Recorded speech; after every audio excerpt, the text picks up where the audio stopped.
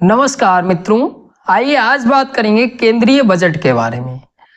आपने बजट पढ़ लिया होगा सभी लोगों ने, लेकिन मैं बात करूंगा जो परीक्षा की दृष्टि से जो की पॉइंट्स होंगे उन्हीं पे बात करूंगा। आइए जान लेते हैं।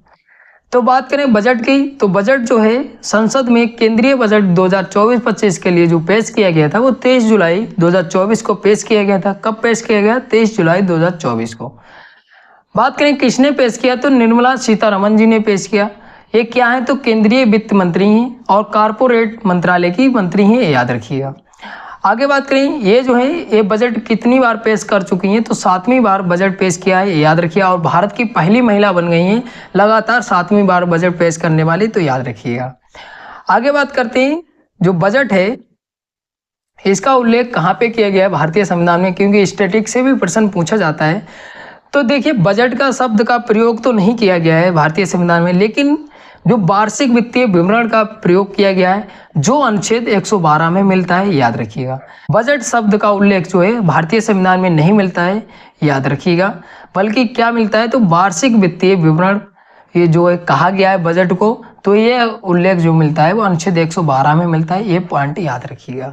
फिर आगे बात करें, भारत में बजट तैयार करने के लिए जिम्मेदार नोडल निकाय कौन सा है, तो ये जो होता है वित्त मंत्रालय होता है। और कौन होता है, तो आर्थिक मामलों का विभाग होता है, तो याद रखिएगा। क्योंकि बजट जो होता है वो रुपए पैसे से संबंधित होता है, तो ये जो है आर्थिक जो इकोनॉमी से संबंधित विभाग होंगे वही तैयार करेंगे। और वित्त मंत्रालय जो होता है वो तो वही वित्त मंत्रालय की जो मंत्री हैं वही बजट पेश करते हैं, तो याद रखिएगा। फिर बात करते हैं, भारत की मुद्रास्फीति किस लक्ष्य की ओर अग्रसर है, तो 4%, ये याद रखिएगा, 4%। फिर आगे बात करें, वर्तमान में कोर मुद्रास्फीति गैर खाद्य गैर ईंधन कितनी है, तो ये 3.1% है, 3.1% है, याद रखिएगा। फिर आगे बात करते हैं, जो बजट पेश किया गया था उसमें प्राथमिकताएं जो हैं कितनी परिकल्पना की गई थी, तो 9 प्राथमिकताएं बताई गई थी, तो याद रखिएगा 9 प्राथमिकताएं बताई गई थी। फिर आगे बात करते हैं, किसानों के लिए कितनी फसलों की नई किस्में जारी की जाएंगी, तो ये 32, ये याद रखिएगा। और उच्च पैदावार के लिए और जलवायु अनुकूल जो किस्में होंगी वो कितनी होंगी, तो ये जो है 109 होंगी, 109 होंगी। ये पॉइंट दोनों महत्वपूर्ण बन जाते हैं किसानों के लिए, और ये जो है बहुत ही पूछा जरूर जाएगा, 100 में 100%, ये नोट कर लीजिएगा। आगे बात करते हैं, अगले 2 वर्ष में पूरे देश में कितने किसानों को प्राकृतिक कृषि के लिए सहायता दी जाएगी, तो ये जो है 1 करोड़ किसानों को, कितने किसानों को, तो 1 करोड़ किसानों को सहायता दी जाएगी। किसके लिए, तो नेचुरल कृषि करने के लिए दी जाएगी, ये याद रखिएगा। यहाँ पे शब्द भी याद रखिएगा, नेचुरल कृषि के लिए जो है 1 करोड़ किसानों को जो है सहायता दी जाएगी, तो याद रखिएगा। आगे बात करते हैं, कितने आवश्यकता आधारित जैव आदान संसाधन केंद्र स्थापित किए जाएंगे, तो ये जो है 10,000 किए जाएंगे। कितने किए जाएंगे, तो 10,000 किए जाएंगे। फिर आगे बात करते हैं, इस वर्ष कितने जिलों में खरीफ फसलों का डिजिटल फसल सर्वेक्षण किया जाएगा, तो ये 400 फसलों का, ये याद रखिए 400 फसलों का। फिर आगे बात करते हैं, कितने राज्यों में जन समर्थ आधारित किसान क्रेडिट कार्ड जारी किए जाएंगे, तो ये जो है 5 किए जाएंगे, याद रखिए। कितने राज्यों में, तो 5 राज्यों में किए जाएंगे। आगे बात करते हैं, फिर आगे बात करते हैं, इस वर्ष कृषि संबंधित क्षेत्र के लिए कितने रुपए का प्रावधान रखा गया है, तो ये जो है रखा गया है वो 1.52 लाख करोड़ रुपए का, याद रखिएगा। 5 वर्ष की अवधि में कितने युवाओं को कौशल प्रशिक्षण दिया जाएगा, तो ये जो है 20 लाख युवाओं को, कितने युवाओं को, तो 20 लाख युवाओं को दिया जाएगा, याद रखिएगा। फिर आगे बात करते हैं, कितने औद्योगिक प्रशिक्षण संस्थान का उन्नयन किया जाएगा, तो ये जो है 1000। फिर आगे बात करते हैं, कौशल प्रशिक्षण ऋण के लिए किस योजना को संबोधित किया जाएगा, तो ये जो है मॉडल कौशल ऋण योजना, तो योजना याद रखिएगा, योजनाएं से प्रश्न बनता है, तो याद रखिएगा। फिर आगे बात करते हैं, सरकार संबंधित निधि की गारंटी के साथ कितने ऋण की सुविधा उपलब्ध कराई जाएगी, तो ये जो है 7.5 लाख रुपए की, याद रखिएगा। फिर आगे बात करते हैं, इस उपाय से प्रतिवर्ष कितने छात्रों को सहायता मिलने की आशा है, तो ये 25,000। कितने छात्रों को, 25,000 छात्रों को। फिर आगे बात करते हैं, घरेलू संस्थानों में उच्चतर शिक्षा के लिए कितने ऋण हेतु एक वित्तीय सहायता की घोषणा की गई, तो 10 लाख तक की, याद रखिए 10 लाख तक की सहायता की घोषणा की गई है, याद रखिएगा। फिर आगे बात करते हैं, 1 लाख विद्यार्थियों को प्रत्यक्ष रूप से ऋण राशि के कितने प्रतिशत वार्षिक ब्याज छूट देने की ई वाउचर दिए जाएंगे, तो ये जो है 3% दिए जाएंगे, याद रखिएगा। ये सबसे महत्वपूर्ण पॉइंट है। पूर्व उत्तर योजना के तहत किन 5 राज्यों का विकास होगा, तो ये जो है बिहार का होगा, झारखंड का होगा, पश्चिम बंगाल का, उड़ीसा का और आंध्र प्रदेश का।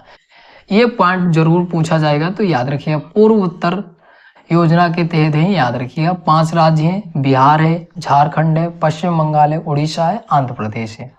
आगे बात करें, अमृतसर कोलकाता औद्योगिक गलियारे के संबंध में कहाँ औद्योगिक केंद्र विकसित किया जाएगा, तो ये जो है गया बिहार में किया जाएगा। कहाँ किया जाएगा? गया बिहार में। फिर आगे बात करते हैं, इस मॉडल से विकास यात्रा में क्या प्रतिबिंबित होगा, तो विकास भी होगा और विकसित भी होगा, तो याद रखिएगा। आगे बात करें, पूर्व उत्तर योजना के तहत किन एक्सप्रेस का निर्माण किया जाएगा, तो ये जो है पटना पूर्णिया एक्सप्रेस और बक्सर भागलपुर एक्सप्रेस का निर्माण किया जाएगा, तो याद रखिएगा किसका निर्माण किया जाएगा, ये पॉइंट महत्वपूर्ण बन जाता है। फिर आगे बात करें, कहाँ 2400 मेगावाट के नए विद्युत संयंत्र की स्थापना की जाएगी, तो ये जो की जाएगी भागलपुर बिहार में की जाएगी। कहाँ पे की जाएगी, तो फिर पैतीक में की जाएगी, याद रखिएगा। फिर आगे बात करते हैं, प्रधानमंत्री जनजातीय उन्नत ग्राम अभियान में कितने गांव शामिल होंगे, तो ये जो है 63,000 गांव शामिल होंगे। कितने गांव शामिल होंगे? 63,000 गांव शामिल होंगे, याद रखिएगा। इसमें कितने जनजातीय लोगों को लाभ मिलेगा, तो ये जो है मिलेगा 5 करोड़ जनजातीय लोगों को लाभ मिलेगा, याद रखिएगा। फिर आगे बात करते हैं, पूर्व उत्तर क्षेत्र में भारतीय डाक भुगतान बैंक की कितनी शाखाएं स्थापित की जाएंगी, तो ये 100 शाखाएं स्थापित की जाएंगी, तो ये संख्या भी याद रखिएगा। एक पॉइंट जो है महत्वपूर्ण बन जाता है, भारतीय डाक भुगतान बैंक की, याद रखिएगा। आगे बात करते हैं, ग्रामीण अवसंरचना सहित ग्रामीण विकास के लिए कितना प्रावधान किया गया है, तो 2.66 लाख करोड़ का, 2.66 लाख करोड़ का, याद रखिएगा। आगे बात करते हैं, प्रधानमंत्री आवास योजना शहरी 2.0 के अंतर्गत कितना निवेश किया जाएगा, तो ये जो है 10 लाख करोड़ का निवेश किया जाएगा। कितना किया जाएगा? 10 लाख करोड़ का, याद रखिएगा। आगे बात करें, कितने शहरी गरीब मध्यम वर्ग के परिवारों की आवास जरूरतों का समाधान किया जाएगा, तो 1 करोड़ लोगों का, याद रखिएगा। 1 करोड़ लोगों को आवास दिया जाएगा, याद रखिएगा। आगे बात करते हैं, अगले 5 वर्षों में प्रत्येक वर्ष में चुनिंदा शहरों में कितनी साप्ताहिक हॉट स्ट्रीट फूड हब के विकास की योजना की परिकल्पना की, तो ये जो है 100, याद रखिएगा 100। आगे बात करते हैं, आगे बात करें, पीएम सूर्य घर मुक्त बिजली योजना के अंतर्गत कितना पंजीकरण किया गया, तो ये जो है 1.28 करोड़ से अधिक, 1.28 करोड़ से अधिक जो है पंजीकरण किया गया, याद रखिए। कौन सी योजना है, तो पीएम सूर्य घर मुक्त बिजली, याद रखिए। इसमें 300 यूनिट जो है बिजली फ्री दी जाएगी, याद रखिएगा। आगे बात करते हैं, हार्ड टू अबेट उद्योगों में ऊर्जा दक्षता के लक्ष्य में किसकी ओर से ले जाने के लिए रोड मैप तैयार किया जाएगा, तो ये जो है उत्सर्जन लक्ष्य। आगे बात करते हैं, वर्तमान के परफॉर्म अचीव एंड ट्रेड पद्धति से इसको किस में परिवर्तित किया जाएगा, तो ये है इंडियन कार्बन मार्केट पद्धति में परिवर्तित किया जाएगा, इसका नाम याद रखिएगा। आगे बात करते हैं, राज्यों को उनके संसाधन आवंटन में सहायता करने के लिए इस वर्ष भी कितने दीर्घ अवधि ब्याज रहित ऋण का प्रदान किया गया, तो ये जो है 1.5 लाख करोड़ रुपए का। कितना, तो 1.5 लाख करोड़ रुपए का। फिर आगे बात करते हैं, बारहमासी सड़क संपर्क उपलब्ध कराने हेतु प्रधानमंत्री ग्राम सड़क योजना का कौन सा चरण आरंभ किया जाएगा, तो ये जो है 4था चरण आरंभ किया जाएगा। आगे बात करते हैं, अगले 10 वर्षों में अंतरिक्ष अर्थव्यवस्था को कितना बढ़ाने पर जोर दिया जाएगा, तो ये जो है 5 गुना, ये भी याद रखिए 5 गुना। और इसके लिए कितनी उद्यम पूंजी निधि की व्यवस्था की जाएगी, तो ये 1000 करोड़ की। आगे बात करते हैं, वर्ष 2024-25 के लिए उधारियों को छोड़कर कुल प्राप्तियां कितनी अनुमानित, तो ये जो है 32.07 लाख करोड़। कुल व्यय कितना, तो अनुमानित जो है व्यय जो है 48.21 लाख करोड़। निवल कर प्राप्तियां कितनी अनुमानित, तो ये जो है 25.83 लाख करोड़। ये प्राप्तियां भी पूछी जाती हैं बार बार, ये सबसे ज्यादा पूछा जाएगा। राजकोषीय घाटा जीडीपी का कितना रहने का अनुमान, तो 4.9% है, 4.9%। फिर अगले वर्ष घाटे को कितना नीचे लाने का लक्ष्य, तो जो है 4.5%, 4.5%। ये पॉइंट भी पूछा जाता है तो याद रखिएगा। फिर आगे बात करें, पिछले 6 वर्षों के दौरान मोबाइल फोन के घरेलू उत्पादन में कितनी वृद्धि हुई, तो ये जो है 3 गुना हुई। कितनी हुई, तो 3 गुना हुई।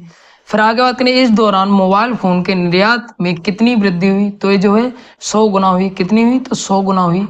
आगे बात करते हैं, मोबाइल चार्जर पर जो सीमा शुल्क लगता था, मूल सीमा शुल्क, उसको घटाकर 15% कर दिया गया। कितना कर दिया गया, 15%।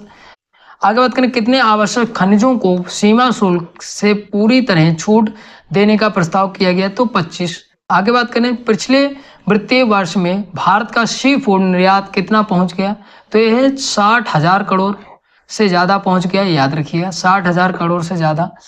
फिर आगे बात करते हैं, इस निर्यात में फ्रोजन झींगा मछली की हिस्सेदारी कितनी, तो लगभग 2/3। फिर बात करें बीसीडी का पूर्ण रूप, तो जो बीसीडी का पूर्ण रूप होता है मूल सीमा शुल्क, मतलब बेसिक कस्टमर ड्यूटी। फिर आगे बात करें, वित्तीय वर्ष 2022-23 में कितना कारपोरेट टैक्स सरलीकृत टैक्स व्यवस्था द्वारा जमा हुआ, तो ये जो है 58%। कितना जमा हुआ, तो 58%। फिर आगे बात करें, ई कॉमर्स ऑपरेटरों पर स्रोत पर कर कटौती दर को 1% से कम करके कितना किया गया, तो ये जो है 0.1%, 0.1%। आगे बात करें, अपील में लंबित कतिपय आयकर विवादों के समाधान के लिए किसका प्रस्ताव किया गया, तो ये जो है किया गया विवाद से विश्वास योजना 2024। याद रखिएगा, इसका नाम जरूर याद रखिएगा। आगे बात करते हैं, विदेशी कंपनियों पर कारपोरेट कर दर को 40% से घटाकर कितना किया गया, तो ये जो है 35%, मतलब 5% जो है वो घटा दिया गया है। आगे बात करते हैं, वेतन भोगी कर्मचारियों के लिए स्टैंडर्ड डिडक्शन को 50,000 रुपये से बढ़ाकर कितना किया गया, तो ये जो है 75,000 किया गया। पेंशन भोगियों के लिए पारिवारिक पेंशन पर कटौती को 15,000 रुपये से बढ़ाकर कितना किया गया, तो 25,000 किया गया। कितना किया गया, 25,000। फिर आयकर व्यवस्था की नई संरचना देख लेते हैं, तो जो है कर की व्यवस्था देख लेते हैं। तो 0 से 3 लाख तक कोई कर नहीं लिया जाएगा। फिर 3 से 7 लाख तक 5% पड़ेगा। फिर 7 से 10 लाख तक 10% पड़ेगा। फिर 10 से 12 लाख तक 15%, और 12 से 15 लाख तक 20%, और 15 से अधिक जो होगा वो 30% पड़ेगा। ये संरचना पूछी जाएगी, याद रखिएगा। आगे बात करें, नई कर व्यवस्था में वेतन भोगी कर्मचारियों को आयकर में कितना लाभ होगा, तो ये जो है 17,500 रुपये, 17,500 रुपये होगा। याद रखिएगा। फिर आगे बात करते हैं, 5 वर्षों में भारत की शीर्ष कंपनियों में कितने युवाओं को कौशल प्रशिक्षण प्रदान किया जाना है, तो ये जो है 1 करोड़ युवाओं को। फिर आगे बात करते हैं, कितने रुपए के मासिक भत्ते के साथ 12 महीने की प्रधानमंत्री इंटर्नशिप होगी, तो जो है 5,000 रुपये होगी। याद रखिएगा। फिर आगे बात करते हैं, किस आयु के युवा आवेदन करने के लिए पात्र, तो ये जो है 21 से 24 वर्ष के, 21 से 24 वर्ष के। फिर आगे बात करें, भारत से बाहर गारंटी के अंतर्गत निर्यात की गई वस्तुओं की निःशुल्क पुनः आयात की समय अवधि 3 वर्ष से बढ़ाकर कितना किया गया, तो जो है 5 वर्ष कर दिया गया। इसे कितना बढ़ाया जा सकता, तो ये जो है 2 वर्ष। आगे बात करें, वित्तीय परिसंपत्तियों के मामले में लघु अवधि की प्राप्तियों पर 15% की बजाय कितना कर दर लगाया जाएगा, तो ये 20% लगाया जाएगा। आगे बात करते हैं, सभी वित्तीय परिसंपत्ति गैर वित्तीय परिसंपत्ति के संबंध में दीर्घ अवधि की प्राप्तियों पर कितना कर दर लेगा, तो ये जो 12.5%। घर के भाग को किराए पर देने वाली आय को किसके अंतर्गत नहीं रखा जाएगा, तो ये जो है पेशेवर व्यवसाय के लाभ प्राप्तियों के अंतर्गत नहीं रखा जाएगा, तो याद रखिएगा। फिर आगे बात करते हैं, इसको किसके अंतर्गत दिखाना होगा, तो ये गृह संपत्ति आय। फिर आगे बात करते हैं, ये प्रावधान कब से लागू होगा, तो 1 अप्रैल 2025 से लागू होगा। 1 अप्रैल 2025 से लागू होगा, याद रखिएगा। वित्त वर्ष 2024-25 के लिए केंद्रीय बजट में कुल व्यय का कितना अनुमान लगाया गया, तो ये 48.21 लाख करोड़ रुपए का, 48.21 लाख करोड़ रुपए का। फिर आगे बात करें, प्रधानमंत्री आवास योजना शहरी 2 पॉइंट के लिए कितनी धनराशि का प्रावधान किया गया? तो ये जो है 10 लाख करोड़ रुपए का। कितना? तो 10 लाख करोड़ रुपए का। ग्रामीण विकास के लिए कितनी धनराशि का प्रावधान किया गया? तो 2.66 लाख करोड़ रुपए का। तो ये रुपए भी आवंटित याद रखिएगा कितना कितना हुआ है। फिर आगे बात करें, कृषि संबंधित क्षेत्र के लिए कितनी धनराशि आवंटित की गई? तो ये जो है 1.52 लाख करोड़ रुपए आवंटित की गई है। बुनियादी ढांचे पर पूंजीगत व्यय के लिए कितना प्रावधान किया गया? तो ये जो किया गया 11,11,111 करोड़ रुपए। ये हमारी जीडीपी का कितना है? तो 3.4%। फिर आगे बात करते हैं, एमएसएमई तथा पारिवारिक कारीगरों को अंतर्राष्ट्रीय बाजारों में अपने उत्पादों को बेचने के लिए क्या स्थापित किया जाएगा? तो ई कॉमर्स निर्यात केंद्र स्थापित किया जाएगा। तो याद रखिएगा। फिर बजट में आंध्र प्रदेश के लिए कितना रुपए आवंटित किया गया? तो जो किया गया है 15,000 करोड़ रुपए। याद रखिएगा 15,000 करोड़ रुपए आवंटित किया गया। फिर आगे बात करें, सोना चांदी पर सीमा शुल्क घटाकर कितना कर दिया गया है? तो ये 6% कर दिया गया है। याद रखिएगा।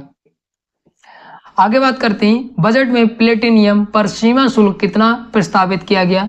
तो ये जो है 6.4%। 6.4%। आगे बात करें, बजट 2024-25 में रक्षा मंत्रालय को कितनी धनराशि आवंटित की गई? तो ये जो है 6.22 लाख करोड़ रुपए। 6.22 लाख करोड़ रुपए। फिर बात करते हैं, ये कुल बजट का कितना प्रतिशत है? तो ये जो है 12.9% है। जो धनराशि जो रक्षा मंत्रालय की आवंटित की गई, एक कुल जो है बजट का कितना प्रतिशत है? तो 12.9% है। याद रखिएगा। फिर आगे बात करें, ये राशि वित्त वर्ष 2023-24 की तुलना में कितना ज्यादा है? तो ये जो है 4.79% है। आगे बात करते हैं, रक्षा पेंशन बजट बढ़ाकर कितना किया गया? तो ये जो किया गया वो 1.41 लाख करोड़ रुपए किया गया। आगे बात करें, सैन्य बलों के आधुनिकीकरण हेतु पूंजीगत मद के अंतर्गत कितना आवंटन किया गया? तो ये जो किया गया 1,72,000 करोड़ रुपए। फिर आगे बात करें, इस बजट से निवेशकों के सभी वर्गों के लिए किस कर को समाप्त किया गया? तो ये जो है एंजिल कर को समाप्त किया गया। आगे बात करते हैं, वित्त वर्ष 2023-24 में भारत की वास्तविक वृद्धि दर कितनी रही? तो ये जो रही है वो 8.2% रही है। 8.2%।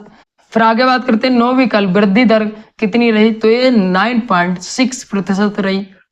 फिर आगे बात करें, वित्त वर्ष 2024-25 के दौरान रेलवे की पूंजीगत व्यय के लिए कितना आवंटन किया गया? तो रेलवे के लिए जो किया गया वो 2,62,200 करोड़ रुपए।